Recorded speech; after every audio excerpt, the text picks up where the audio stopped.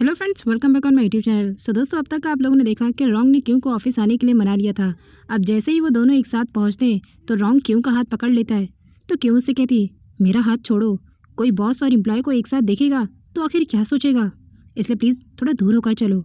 But रोंग हंसते हुए कहता है, तुम शायद फील कर रही हो क्या। आगे कॉर्न और चैंपिंग की मुलाकात एक मॉल में हो जाती है। बट चैंपिंग उसे इग्नोर करके जा रही होती है तो कॉर्न उसे रोकता है। मेरी बात तो सुनो चैंपिंग। बट वो उसे कहती है, मुझे कुछ ज़रूरी काम है इसलिए मुझे जल्दी जाना होगा। बट वो उसे रोककर कहता है, मैं जानता हूँ तुम मुझे इग्नोर क्यों कर रही हो, क्योंकि तुम्हें ऐसा लगता है कि उस रात हमारे बीच कुछ हुआ था। बट मेरी पूरी बात तो सुन लो। फिर वो उसे उस रात की पूरी बात बताता है कि मैंने तुम्हें टच भी नहीं किया, इवन मैंने तो सिर्फ तुम्हारी केयर किया था। तो अब उसे रिलैक्स फील होता है कि उन दोनों के बीच में कुछ नहीं हुआ था।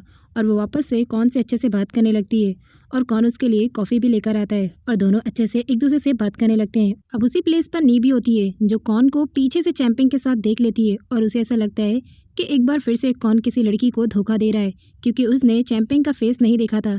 जब वो कॉफ़ी शॉप में लेट पहुंचता है तो वो कहती है, ज़रा टाइम पर आया करो, तुम 10 मिनट लेट हो। क्योंकि पूरी टीम आज एक स्कूल में वॉलंटियर्स का काम करने जा रहे होते हैं, लेकिन तभी रोंग भी वहाँ पर आ जाता है और वो क्यों से कहता है कि आज वो भी उन लोगों के साथ उनके काम पर जाएगा।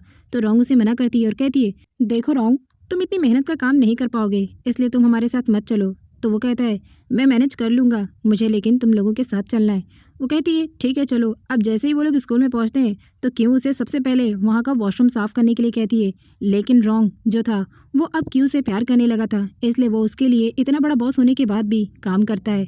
अब जैसे ही वो दीवार को साफ़ कर रहा होता है, लेकिन तभी अचानक उसकी नज़र छिपकली पर पड़ जाती है और वो सीधा नीचे गिर जाता है और बेहोश हो जाता है। अब उसके बाद जब उसकी आँख खुलती है तो वो मैक बन चुका होता है और फिर वो मैक की तरह रिएक्ट करने लगता है।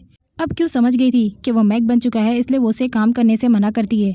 बट मैक क्योंकि कहाँ सुनने वाला था, वो तो उसे क्या क्या बोल के सारे काम करने लगता है और 2 लोगों का काम खुद अकेले ही करने लगता है। उसके बाद वहाँ पर इन वॉलंटियर्स का इंटरव्यू लेने के लिए कुछ लोग आते हैं ताकि वो लोगों को प्रोत्साहित कर सकें कि और लोगों को भी ऐसे स्कूल के लिए अच्छे काम करना चाहिए। अब इंटरव्यूअर उसकी टीम से कहता है कि वो उन्हें कुछ इंटरेस्टिंग कहानी बताएं। अब टीम का एक बंदा उसे बताता है पर उसकी कहानी उसे बिल्कुल पसंद नहीं आती। तो वो कहता है, ठीक है तुम रुको। उसके बाद वो रोंग को जाता है और घसीटते हुए लेके आता है और इंटरव्यू के सामने उसे खड़ा करके कहता है, आप लोगों को इसकी कहानी बहुत पसंद आएगी। और उसके पास्ट और प्रेजेंट के बारे में सब कुछ बता देता है और कहता है इसके पास स्पेशल पावर है, इसे ये चीज़ों को आसमान में उड़ा सकता है। इवन ये तो कभी कभी प्राचीन काल में मैक बन जाता है और प्रेजेंट में रोंग बन जाता है और आपको यकीन नहीं होगा कि ये एक बहुत बड़ा बिजनेस टाइकॉन है। अब रोंग की ये कहानी इंटरव्यूअर को काफ़ी पसंद आती है और वो बहुत ही इम्प्रेस हो जाता है। अब जैसे ही क्यों ये सब कुछ देखती है तो वो सबसे पहले मैक को अपने पीछे छुपा लेती है और अपने दोस्तों को चिल्लाती है कि तुम लोग मैक की कहानी को आखिर दुनिया के सामने क्यों लाना चाहते हो। आगे वो लोग एक साथ पानी के प्लेस पर जाते हैं और वहाँ जाकर खूब फन करते हैं। इवन मैक को तो पता भी नहीं था कि वो क्या कर रहे हैं और क्या नहीं, लेकिन उसे इंजॉयमेंट बहुत मिलता है। अब जब नेक्स्ट मॉर्निंग उसके बॉडी में बहुत ज़्यादा पेन होता है तो वो क्यों से कहता है, तुमने मुझसे आखिर ऐसा क्या काम कराया वहाँ पर कि मेरी बॉडी में इतना पेन हो रहा है। तो क्यों उससे कहती है, मैंने तो तुम्हें मना किया था कि तुम हमारे साथ मत चलो और वहाँ भी मना किया कि तुम कोई काम मत करो, बट तुमने मेरी एक ना सुनी। तुमने टॉयलेट साफ़ किया, फिर दीवारों को साफ़ किया, बहुत सारा काम किया जिसकी वजह से शायद तुम्हारी बॉडी में पेन हो रहा है। इतने में उसकी सर्वेंट उसे बताती है कि बाहर मीडिया के लोग आए हैं और वो लोग पता नहीं क्या गॉसिप कर रहे हैं। अब जैसे ही वो टीवी ऑन करता है तो पता चलता है कि उसके बारे में पूरी ब्रेकिंग न्यूज़ फैल चुकी है। इवन मैक ने इंटरव्यू में ये भी बोल दिया था कि पिछले जन्म में वो क्याओ का सर्वेंट था और ये चीज़ प्रेजेंट में रोंग के लिए उसके बिजनेस पर काफ़ी बुरा असर पड़ सकता था। इसलिए वो क्यों की तरफ गुस्से से देख रहा होता है कि आखिर मैंने तुम्हें कहा था कि जब मैं मैक बनूं तो तुम मेरा ख्याल रखो, तो तुम क्या कर रही थी। अब सर्वेंट को बार बार कॉल आ रहे होते हैं अननोन नंबर से, क्योंकि वो मीडिया की कॉल होते हैं। अब ये सारी चीज़ें सुनकर रोंग काफ़ी परेशान हो जाता है और वो सोचता है कि आखिर क्या करे। तो वो सर्वेंट से कहता है कि जब भी मीडिया के लोग आएंगे तो उन लोगों से ये कह देना कि मैं घर पर नहीं हूँ बल्कि मैं बाहर जा चुका हूँ। तो वो लोग कहते हैं ठीक है, हम ऐसा ही करेंगे। आगे रोंग बहुत गुस्से में होता है और वो क्यों को डांटता हुआ कहता है, जब वो लोग मेरा इंटरव्यू दे रहे थे और मेरे कच्चे चिट्टे सारे सामने खोल रहे थे तो तुम कहाँ थी, तुम्हें रोकना चाहिए था ना। तो वो कहती है, उस वक्त मैं तुम्हारे पास नहीं थी, जैसे ही मैंने देखा तो तुम्हें रोका और इवन उस इंटरव्यू को भी बंद किया। लेकिन ये दोनों एक दूसरे से काफ़ी बहस करके गुस्से में हो चुके थे और दोनों एक दूसरे से बात भी कर रहे थे तो झगड़े में कर रहे थे। अब उसके बाद सर्वेंट्स वापस से उसे बताते हैं कि हमारे गेट पर वापस से मीडिया के लोग आ चुके हैं और वो हमारी एक नहीं सुन रहे हैं, हम क्या करें ऐसी सिचुएशन में। तो वो कहता है, मैंने कहा ना कि जाकर उन लोगों को कह दो कि मैं घर पर नहीं हूँ, कहीं बाहर जा चुका हूँ।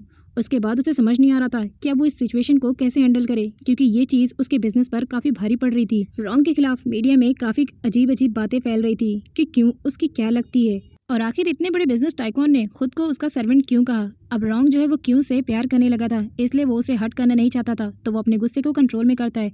आगे उसकी मॉम भी इस न्यूज़ को देख लेती है तो वो काफ़ी परेशान होती है कि रॉन्ग के खिलाफ आखिर ये मीडिया में क्या बातें चल रही है।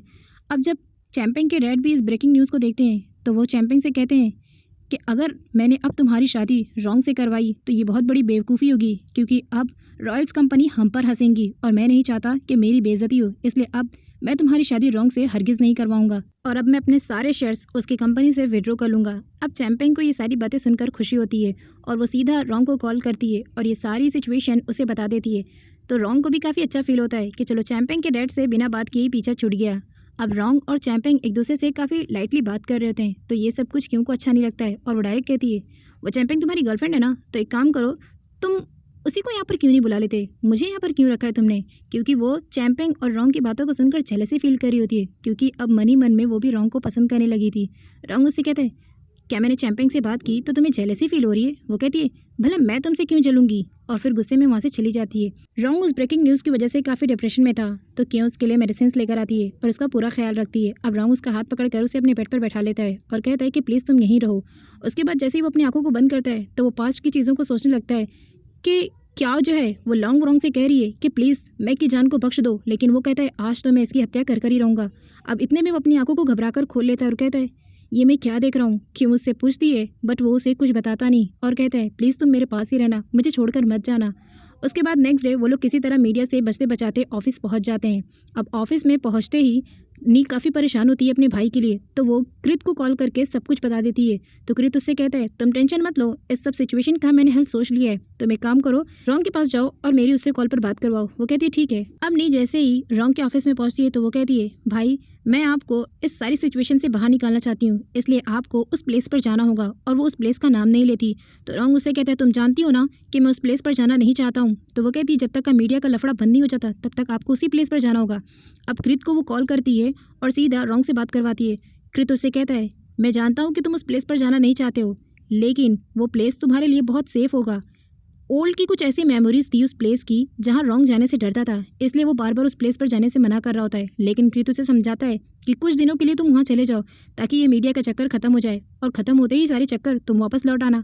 अब वो अकेले जाने से मना करता है और क्यों की तरफ इशारा करता है, तो न्यूज़ से कहती है कि हाँ हाँ तुम क्यों को अपने साथ ले जाओ, ये तुम्हारा ख्याल भी रखेगी। बट वो नी से कहती है, मैं नहीं जाऊँगी, तुम क्यों नहीं चली जाती, तुम तो उसकी बहन हो ना। तो वो कहती है कि अगर रॉन्ग चला गया और मैं भी चली गई तो पीछे से इस कंपनी का ख्याल कौन रखेगा। अब रॉन्ग क्यों से कहता है, अगर तुम अकेले मेरे साथ जाने से डर रही हो तो तुम अपने पूरे फ्रेंड्स को भी ले लो ना, हम वहाँ पर जाकर साथ में एंजॉय करेंगे। इतने में क्यों को उसकी माँ का कॉल आ जाता है, जो उसे वो जर्नल पढ़ने के लिए कहती है और बताती है कि शायद लॉन्ग रॉन्ग और मैक दो अलग अलग इंसान हैं, तुम वो जर्नल पढ़ो, तुम्हें समझ आ जाएगा। वो कहती है, मॉम मैं पढ़ लूँगी, क्योंकि इस वक्त उसके पास जर्नल नहीं थी, इसलिए वो अपनी मॉम से झूठ बोलती है। आगे वो अपने पूरे फ्रेंड्स के पास पहुंचती है और उन्हें उस प्लेस पर जाने को इनवाइट कर देती है। सारे लोग काफ़ी खुश होते हैं। उसके बाद सडनली उसे वापस से जर्नल का ख्याल आता है, तो वो जर्नल को ढूंढने लगती है, लेकिन अभी उसे नहीं मिलता। कृत रॉन्ग से मिलने उसके घर पहुंचता है तो वो जर्नल लेकर बैठा होता है। कृत उससे कहता है, क्या तुमने ये जर्नल पूरी पढ़ी। तो वो कहता है, नहीं मैंने अभी से पूरी नहीं पढ़ी, क्योंकि जैसे ही मैं इसे पढ़ना स्टार्ट करता हूँ पता नहीं मुझे अजीब अजीब सी फीलिंग आने लगती है और पता नहीं मैं किन ख्यालों में चला जाता हूँ। तो कृत उससे कहता है, अगर तुम्हें ये जर्नल नहीं पढ़नी है तो फिर तुम एक काम करो ना, ये जर्नल जिसकी है उसे दे दो। और उसके बाद हमें नेक्स्ट सीन दिखाया जाता है कि सारे लोग उस प्लेस पर पहुँच चुके हैं और काफ़ी खुश होते हैं। उसके बाद यहाँ पर तो हमें रॉन्ग को एक काफ़ी डिसेंट लुक में दिखाया जाता है। यूई क्यों से कहती है कि मुझे रॉन्ग की आंखों में साफ साफ दिखाई देता है कि वो तुमसे बहुत प्यार करता है। वो कहती है, ऐसा कुछ नहीं है, ना मैं उससे प्यार करती हूँ और ना ही वो मुझसे प्यार करता है, हम सिर्फ एम्प्लॉय और बॉस हैं। तो यूई उससे कहती है, तो फिर ठीक है ना, वो तुमसे बहुत प्यार करता है और काफ़ी सालों से वो तुमसे प्यार करता है, तो तुम उसे हाँ का रिप्लाई दे दो ना। तो क्यों उससे कहती है, हम लोग सिर्फ अच्छे फ्रेंड हैं। तो फिर यूई कहती है, तुम्हें एक दिन एहसास ज़रूर होगा कि तुम रॉन्ग से बहुत प्यार करती हो। नेक्स्ट सीन में रॉन्ग जब अपने बैग से सारा सामान निकाल रहा होता है तो हमें दिखाया जाता है कि वो जर्नल को भी यहाँ पर लेकर आया था अपने साथ। उसके बाद वो सोचता है कि आज वो इस जर्नल को पूरा पढ़ लेगा। जैसे ही वो उस जर्नल को पढ़ने के लिए बैठता है तो क्यों आ जाती है। उसके बाद वो क्यों को देखकर उस जर्नल को छुपा देता है और फिर कहता है, तुम यहाँ पर क्या कर रही हो। तो क्यों उससे कहती है, हम गेम खेलने जा रहे हैं, तुम भी हमें ज्वाइन कर लो। तो वो कहता है, नहीं नहीं तुम जाओ, मैं अभी आता हूँ।